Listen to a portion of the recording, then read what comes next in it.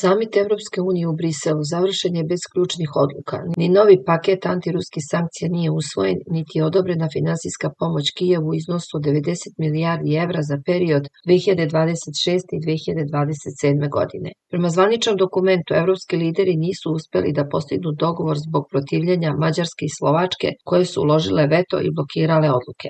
Dodatnu dramu izazvala je iznenadna odluka da se otkaže konferencija za medije u Briselu, na kojoj je trebalo da se pojavi Ursula von der Leyen, Antonio Costa i Vladimir Zelenski. Kako je saopštila pres služba Evropskog saveta, lideri Evropske unije nisu uspeli da ubede Budimpeštu i Bratislavu da povuku veto na finansijsku i vojnu pomoć Ukrajini, kao ni na 20. rundu sankcija protiv Rusije. Ovaj neuspeh otvara ozbiljna pitanja o jedinstvu Evropske unije u trenutku kada rat u Ukrajini i dalje traje, a pritisak na evropske institucije raste, prenose mediji.